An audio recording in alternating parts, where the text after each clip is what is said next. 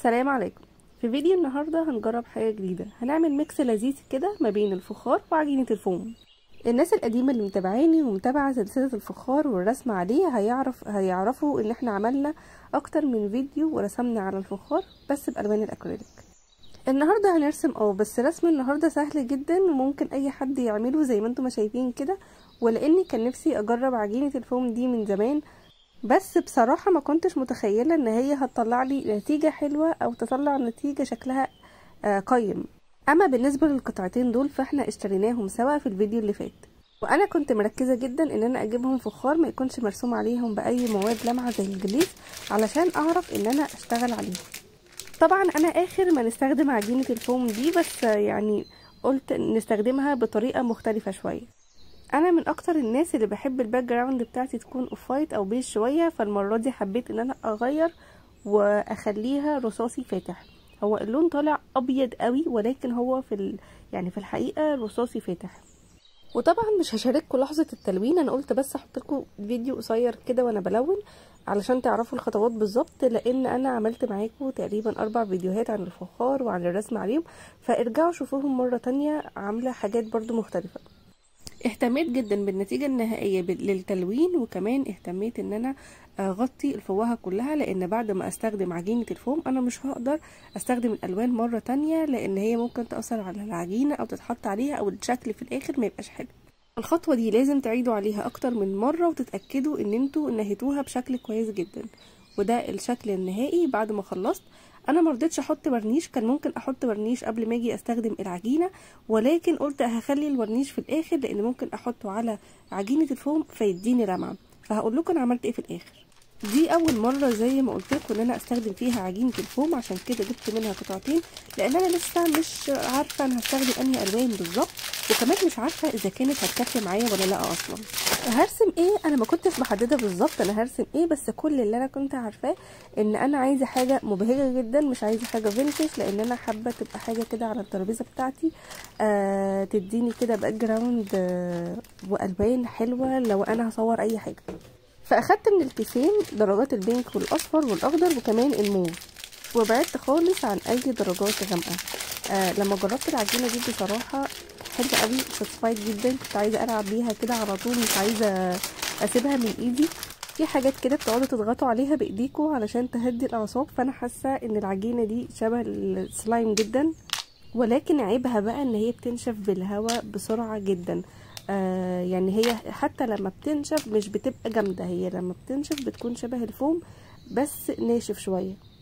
عشان كده ما رميتش اي اكياس جنبي خالص، علشان لو في اي عجينه فضلت مني او اتبقت فبحطها في الكيس بتاعها مره تانية. في اكياس كانت بتطلع معايا بسهوله، وفي اكياس تانية كانت بتطلع معايا بصعوبه جدا. زي ما وريتكم في اول الفيديو فالقطعتين انا هعتمد فيهم على طريقه الفرد دي بالظبط. في حاجات هتبقى رفيعه قوي، وفي حاجات اللي هي القطعه الكبيره هتكون تخينه شويه، ولكن خلي بالكم لان هي بتتقطع بسرعه جدا. انا كنت عايزه اطولها قوي لان قطعه الفخار الاولى كانت طويله، فكنت حابه ان هي تكون على المقاس بالظبط، وكالعاده نسيت اصور اول خطوه. فهنا بعد ما ثبتها وانا يعني كان ممكن اثبتها لوحدها بس ما حسيتهاش بتمسك قوي فثبتها بغيرها. ازاي ثبتها بغيرها؟ وهو اني رسمت على الفخار بالفرشه بالغيره بعد ما خففتها بميه، رسمت الخط اللي انا عايزاه ومشيت عليه بالعجين، مسكت كويس جدا، يعني حاسه في الثبات احسن. ما جربتهاش من غير غيره، فلو في حد جربها او رسم بيها على حاجه من غير غيره يا ريت يقول لي تحت في الكومنتات. زي ما قلت لكم انا بحب الفينش يكون بيرفكت 100%، فانا ما كنتش عارفه لو انا ثبتها من غير غيره يعني هتمسك في الفخاره ولا ممكن بعد ما تنشف تسيبها، فانا خلتني اقطع الشك باليقين زي ما بيقولوا واثبتها بغيرها احسن. اول ما بدات كنت بادئه قطعه، يعني بمسك مثلا اللون الموف افرده شويه وابتدي اثبته على الفخار، فده اخد وقت مني طويل جدا، وكل شويه اعمل نفس الخطوه من اولها لاخرها، فخلتني ان انا اعمل خطوات متجزأه. وهو اني اول حاجه فردت القطع كلها قدامي علشان برضو ما تنشفش مني، وابتديت ان انا خلاص عرفت الرسمه بتاعتي واعمل بالغيره واثبت كله ورا بعضه مره واحده. الخطوات دي سهلة وبسيطة جدا، ممكن تنفذوها في اي قطعة عندكم او عندكم اي فازة سادة، لان الالوان مش هتمشي لو الفازات اللي عندكم منقوشة. بس لو انتوا حابين تشتروا حاجات فخار، فممكن تشوفوا الفيديو اللي نزلته اخر واحد، برضو هسيب لكم اللينك هنا يظهر في التابة اللي فوق، علشان خاطر تعرفوا تجيبوا منين الفخار وتجيبوه كمان باسعار حلوة لو انتوا عايزين كميات. كان في بصراحة افكار كتيرة جدا للرسم على الفازات دي، ولكن انا كانت اخر فكرة عندي قبل عجينة الفوم هو ان انا كنت هرسم على الفازتين بالمعجون، ولكن احنا رسمنا بالمعجون قبل كده وحاسة ان ليها فيديوهات كتيرة. عجينة الفوم حسيتها جديدة ومختلفة، ليها فيديوهات، بس ليها صور كتير بس ملهاش فيديوهات كتيرة قوي، فحبيت ان انا اعمل حاجة جديدة. وبصراحة الالوان شدتني قوي وانا بحب الحاجات المبهجة قوي. ولكن لو انتوا حابين ان احنا نرسم بالمعجون على الفخار، فممكن تكتبوا لي في الكومنتات حابين ده ولا لا، وممكن برضو اجهز لكم فيديو عن الرسم بالمعجون على الفخار. ضروري تخففوا الغيرة كويس قبل ما تبدأوا ان انتوا ترسموا بيها، علشان تلزقوا عليها العجينة، علشان خاطر لو هي مش متخففة فهتحس ان هي بتعمل كتل، فده ممكن يخلي ان العجينة ما تلزقش كويس او تسبب فراغات. العجينة دي حرفيا مهدور حقها جدا، والناس بتستخدمها ان هي حاجة اطفال ولعبة اطفال وكلام من ده، ولكن العجينة دي بيتعمل منها حرفيا منحوتات بمعنى كلمة منحوتات، وبتطلع بشكل خرافي.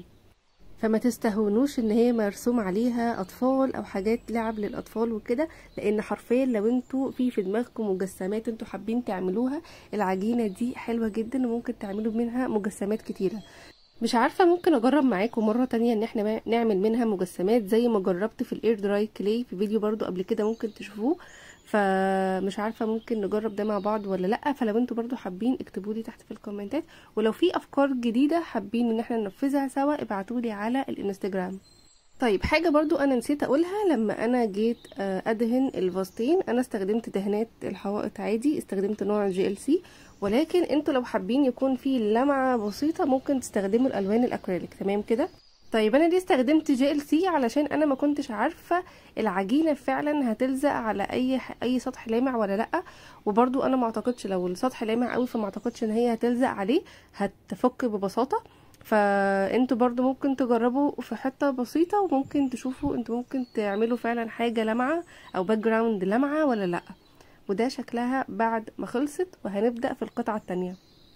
اما الشكل التاني برضو هنعمل بنفس الطريقة دي، ولكن مش هنعمل خيوط طويلة، هنعمل باشكال قوس قزح صغيرة كده، وهنستخدم برضو نفس الالوان اللي احنا استخدمناها للفازة الطويلة، علشان انا حابة الاتنين يكونوا جنب بعض، يعني سواء بقى في اي ديكور. بس لو انتوا هتجيبوا الفازات دي وتحطوها مثلا في الريسبشن او في الليفينج روم، فحاولوا ان انتوا تعملوا الالوان بتاعتها ماتشنج مع مثلا لون الاساس او مع دهانات الحيطه مثلا، او لو في اي ديكور في المكان ممكن تمشوه معاها. لان انا كنت حابه حاجه مبهجه زي ما قلت لكم في اول الفيديو تكون جنبي على الترابيزه اصور، يعني لو انا بحب اصور رسوماتي كتير فعايزه حاجه في الباك جراوند. تمام كده. فلو انتوا هتعملوا ده مثلا للليفينج او للريسبشن، فحاولوا على قد ما تقدروا تختاروا الالوان اللي هتمشي على الليفينج او على المكان اللي هتحطوا فيه الفازات دي. كمان الالوان دي ممكن تعملوا ميكس ما بين الالوان، يعني لو انتوا فيها لون ابيض وفي بني وفي موف، لو انتوا حابين تفتحوا هي يعني بتدخل في بعض، بتفتح.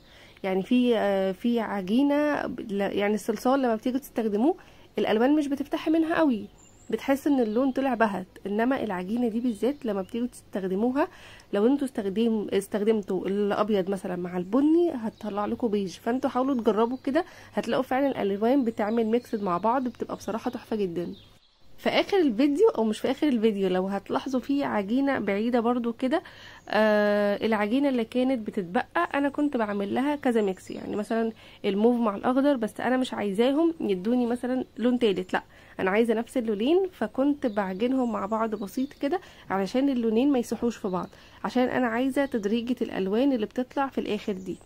بس وده شكل القطعتين بعد ما خلصوا، وهسيبهم ينشفوا على قد ما اقدر، يعني ممكن اسيبهم ساعتين وابتدي ان انا ادخل في مرحله الورنيش.